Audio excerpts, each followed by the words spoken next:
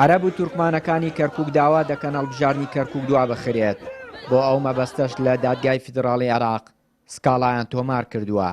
ئەو دوو پێکاتەی کەرکووک چاوخشانەوە بە تۆماری دەنگدەرانیان کردووە بە پاساوێک بۆ دواخستنی هەڵبژاردن لە بەرامبەردا کۆمەڵی دادگەری لە کەرکووک دژی هەر هەنگاوێکە بۆ دواخستنی هەڵبژاردن و با کارێکی نایاسایی دەزانێت. ئێمە بە هیچ شێوەیەک لەگەڵ ئەوەیانین کە هەڵبژاردن دوا بخرێ، بەڵکو لەبەرەوەی بڕیاری بۆ دراوە و بە یاسا ڕێکخراوە ناکرێ بە هیچ شێوەیە هەڵبژاردن دوا بخرێ.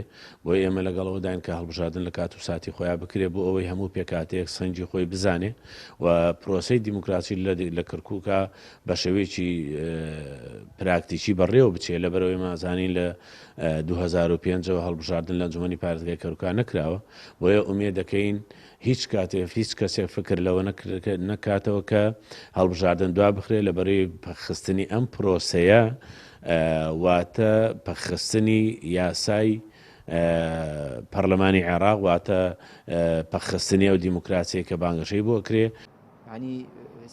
مامۆستا فەرحان غەریب کاندیدی ژمارە 2 تەبێژی هاوپەیمانی مەشخەڵی کەرکووک ئەو داواکاریەی تورکمان و عەرەبەکان بە هەنگاوێکی خراپ دەزانێت و دەڵێت پێویستە لەم هەڵبژاردنە پێگەی کورد لە ئەنجومەنی پارێزگای کەرکووک بچەسپێت.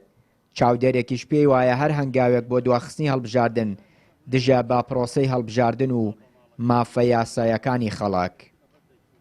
خۆتان زانن ئەوە 18 ساڵە لە شاری کەرکووک هەڵبژاردن نەکراوە لە دوای ئەحداسەکانی 16 ئۆکتۆبەرشەوە پێگەی کورد لەم شارە لاواز بووە لە حکوومەتی خۆجێی کەرکووک.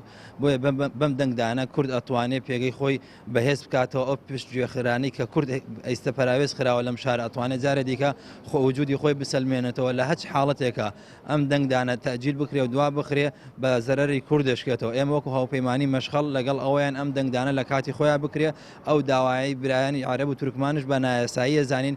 بۆیە ئەبێ کورد زۆر داکۆکی لەوە بکا کە ئەم هەڵبژاردنە لە کات و ساتی خۆیان بکرێ بۆی دووبارە بتوانێت پێگەی خۆی بەهێز بکاتەوە لە ئەنجومەنی پارێزگای کەرکووک. بەداخەوە عەرەب و تورکمان 18 ساڵەنیانن لەم شارە هەڵبژاردن بکرێت کە پرۆسەیەکی دیموکراسیە خەڵک دەنگەدا بۆ نوێنەرانی خۆی بۆ ئەنجومەنی پارێزگای کەرکووک. بەڵام ئەوان هەمیشە ڕێگر بوونا بۆ بیانوەی کە نازانم تەدقیق لە سژنی ناخبین نەکراوە. ئەمانە هەمووی بیانوە کە بۆ ئەوەی ئەمری واقع لە کەرکووکە ئەوەی ئێستا هەیە وە خۆی بمێنێتەوە. هیوادارم ئەوە سکاڵیش لە دادگای فیدرالی تۆمار کردووە. هیوادارم دادگای فیدرالی و سکاڵایە ڕەت بکاتەوە و هەڵبژاردن لە کاتی خۆیان ئەنجام بدرێت چونکە ئەمە حەقێکی خەڵکی کەرکووکە. لە ساڵی 2005ەوە تا ئێستا هیچ هەڵبژاردنێکی ئەنجومەنی پارێزگاکان لە کەرکووک ئەنجام نەدراوە. ئەمەش بەهۆی ناکۆکی نێوان کورد و عەرەب و تورکمانەکانی ئەو پارێزگایە. لە دوای ئەو ماوەیە وا بڕیارە مانگی داهاتوو هاوکات لەگەڵ پارێزگاکانی دیکەی عێراق هەڵبژاردنی کەرکووکیش بەڕێوە بچێت. هەر بۆیە چاوەڕوان دەکرێت بەهۆی هەڵبژاردنەکانەوە گۆڕانکاری سیاسی و ئیداری لە پارێزگاکە ڕوو بدات و دۆخی چەقبەسووی کەرکووک دوای 7 ساڵ ئاسایی ببێتەوە و کورد بگەڕێتەوە پێگەی سیاسی و ئیداری خۆی. چیانوری کەناڵی پەیام، کەرکووک.